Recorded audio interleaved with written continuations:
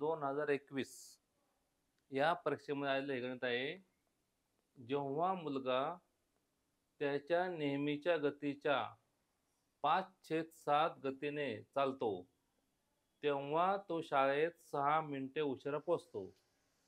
शाळेत पोहोचायला त्याला लागणारा नेहमीचा कालावधी निवडा. पहा, म्हणजे मुलाची गती अगोदर जेवढी होती त्याच्या 5/7 गती केली. म्हणजे पहा, 5/7 गती केली. म्हणजे गती कमी केली का वाढवली ते पहा. 5/7चं उत्तर आपण जर दशांश अपूर्णांकमध्ये काढलं तर ते साधारणतः 0.49 असं काहीतरी होईल. म्हणजेच त्याची जी गती होती ती गती ही पूर्वीपेक्षा कमी झालेली 5/7 पट आहे. म्हणजे ती गती ही कमी झालेली आहे. जर 7/7 म्हणजे सेम एक पट आली. समजा 8/7 असतं, अंश मोठा असता. अंश जर मोठा असता छेदापेक्षा तर याचं दशांश अपूर्णांकात उत्तर 1 पेक्षा जास्त होणार. मग त्याची गती वाढली. पण याचं उत्तर दशांश अपूर्णांकात काढलं तर त्याचं उत्तर हे 1 पेक्षा कमी होणार. म्हणजे गती कमी झाली त्याची. म्हणजे त्याच्या नेहमीच्या गतीच्या 5/7 गती चालतो तेव्हा तो शाळेत 6 मिनिटे उशिरा पोहोचतो.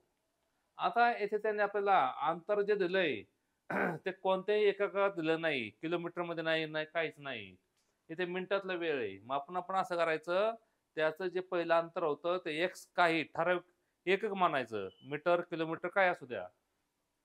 6 मिनिटे त्याला लागणार वेळ किती आहे? 6 मिनिटे. मग असं म्हणायचं त्याचा पूर्वीचा वेग. पूर्वीचा वेग म्हणजे पहिला लागणारा नेहमीचा वेळ. पूर्वीचा वेग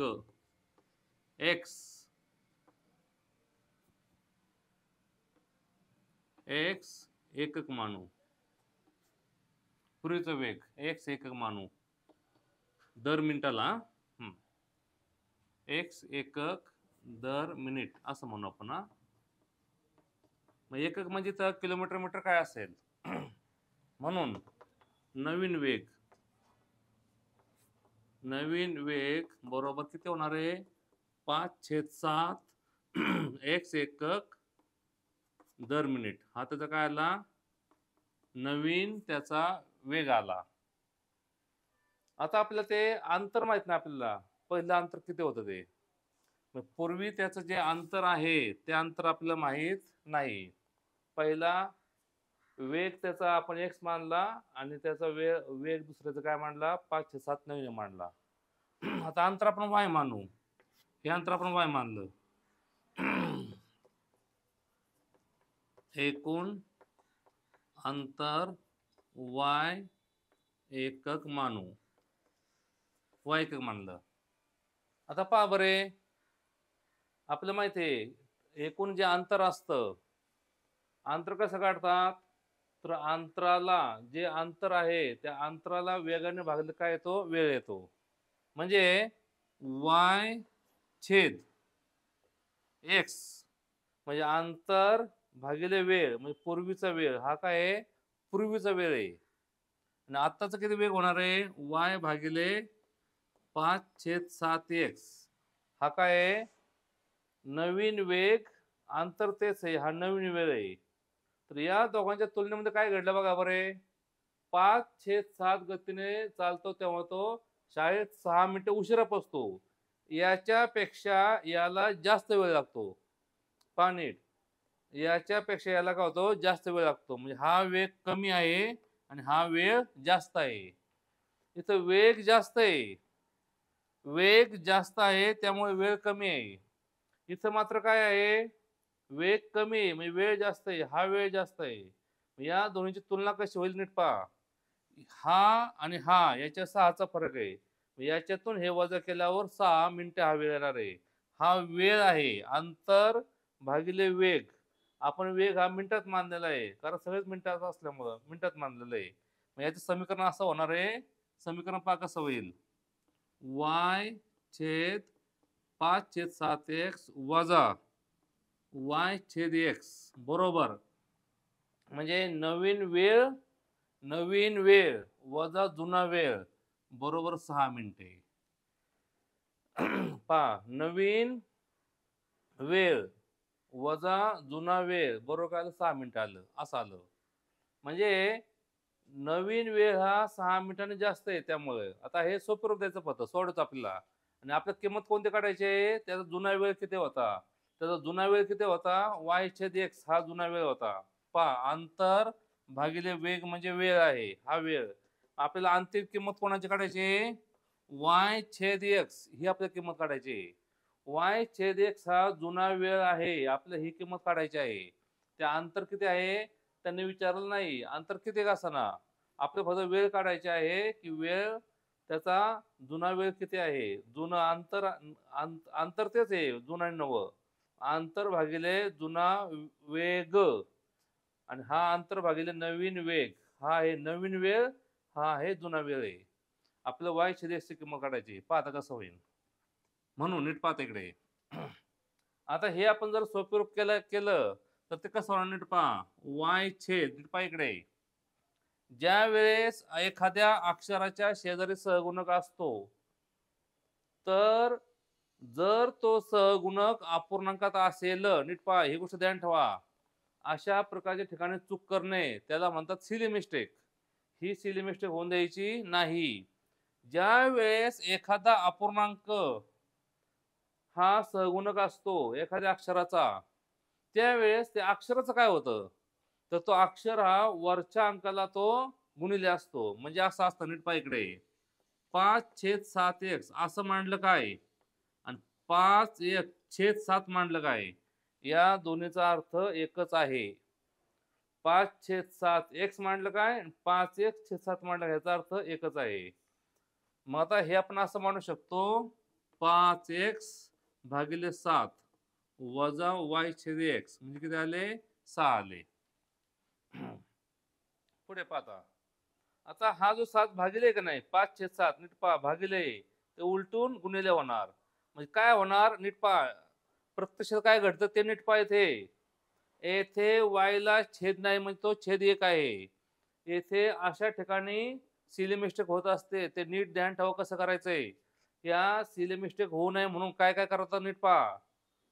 येथे पहिली गोष्ट तुम्ही ध्यान ठेवली की 5/7x असेल तर 5/1/7 उत्तर आपण लिहू शकतो.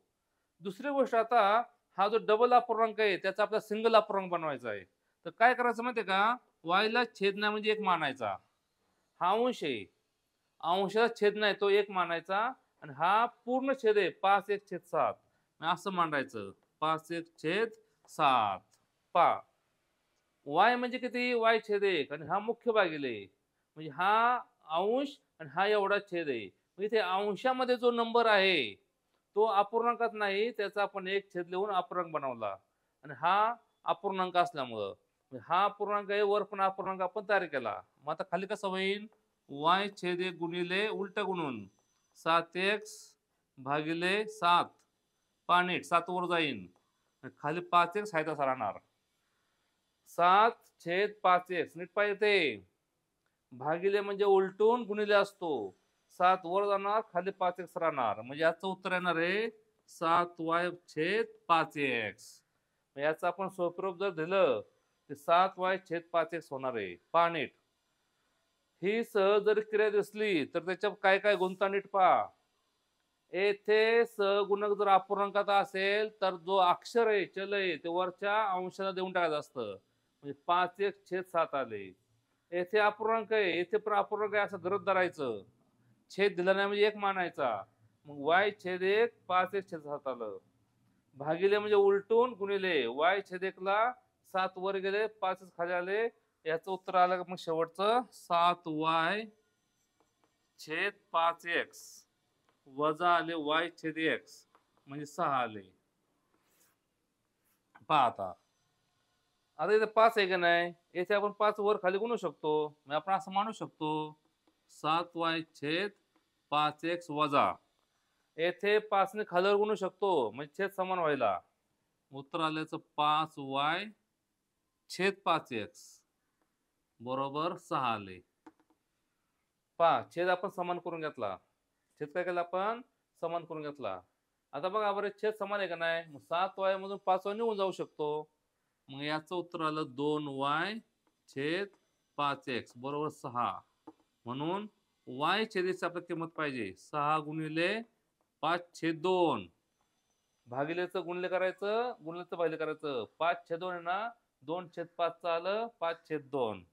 म्हणून y छेद x के बे बेत्रिक 6 5 त्रिक 15. y छेद हा काय आहे, जुना वेळ आहे, लागणारा वेळ 15 मिनिटे. मग त्याला पहिले 15 मिनिटे लागत होते. पुढे काय म्हणतात, शाळेत पोहोचायला त्याला लागणारा नेहमीचा कालावधी काढा. नेहमीचा कालावधी त्याला 15 मिनिटे हा त्याचा नेहमीचा कालावधी आला.